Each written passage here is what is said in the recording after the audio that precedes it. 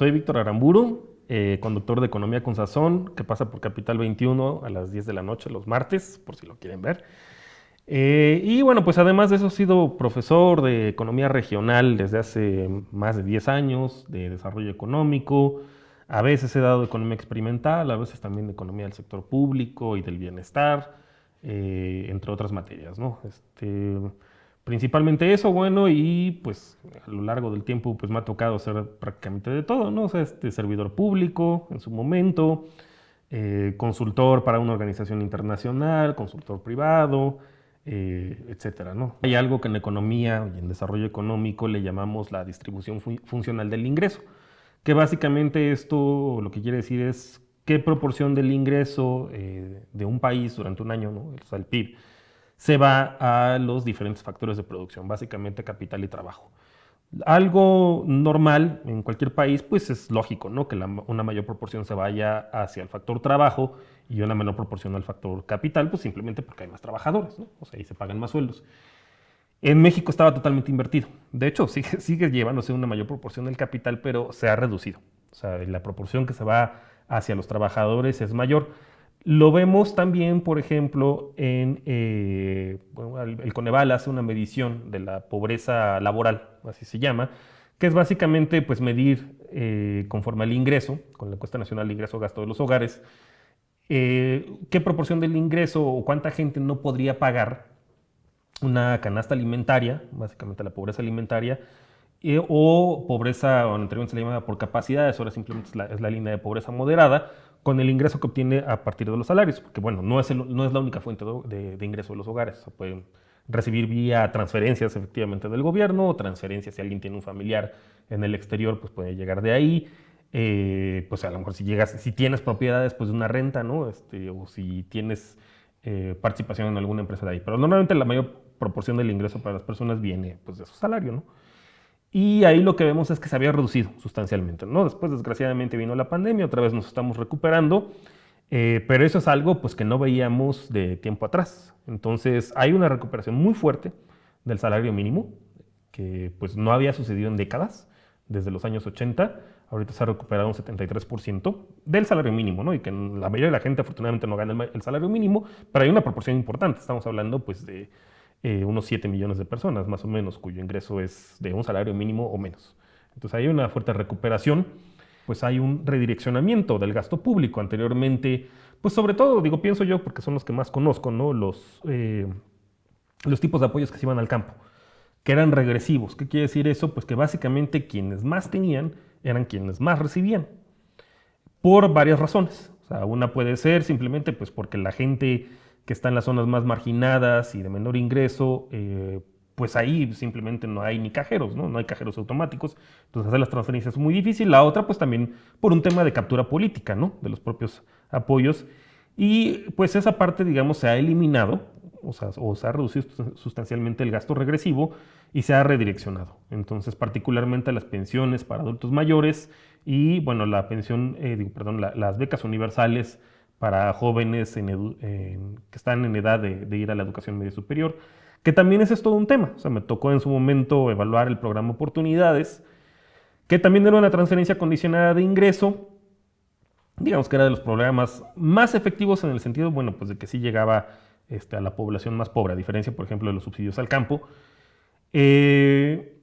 Pero lo que se encontraba ahí es que, bueno, llegaba hasta cierta línea de pobreza, ¿no? O sea, y no porque tuvieras un ingreso mayor quería decir que necesariamente estabas en mejores condiciones. Y sí tenía efectos positivos en la educación media superior. Eso se retoma durante esta administración, pero se universaliza. Eso quiere decir que si vas, la única condición que tienes ahora es simplemente estar inscrito en una escuela de educación media superior pública y ya tienes acceso a tu beca, ¿no? Y pues eso también ha tenido efectos positivos. Y si nos vamos al tema, por ejemplo, de las pensiones para adultos mayores, de acuerdo con la última medición multidimensional de la pobreza que hace Coneval, pues es el único grupo etario donde la pobreza no solamente no se incrementó, sino que incluso se disminuyó.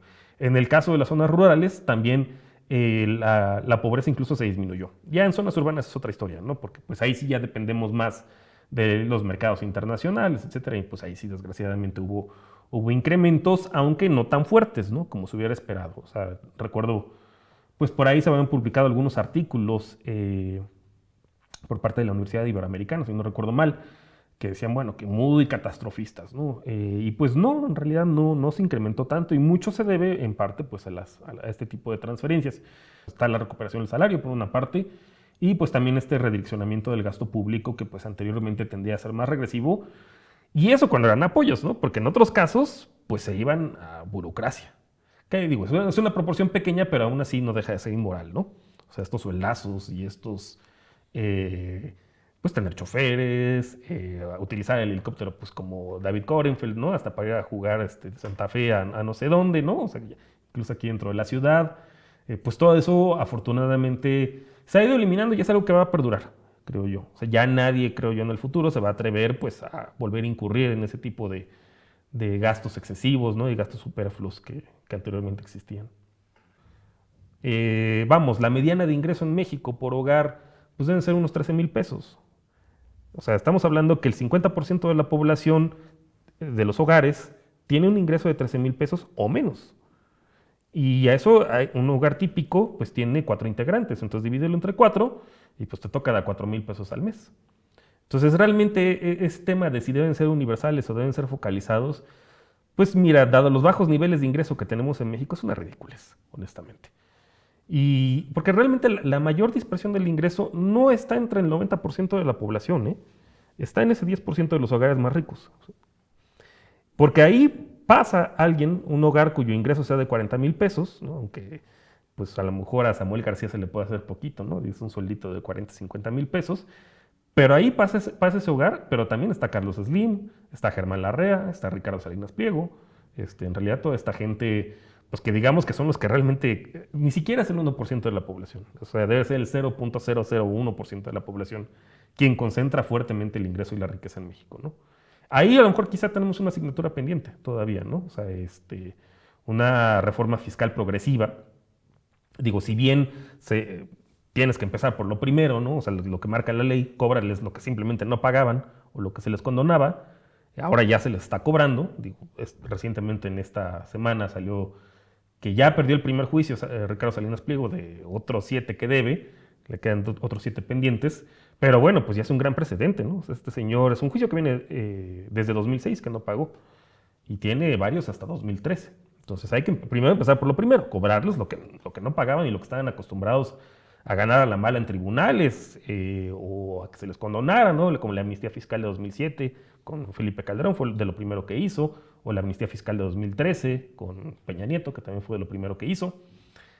Pero creo que sí un pendiente más adelante pues va a reformar también el sistema fiscal, ¿no? O sea, es algo que se debe hacer. O sea, en México casi no se grava la riqueza, cosa que en otros países sí. Pero bueno, vamos, creo yo, ya por el camino correcto, ¿no? Enderezando el barco, pues de no cobrar y de condonarles, etcétera, pues ahora sí cobrar lo que marca la ley.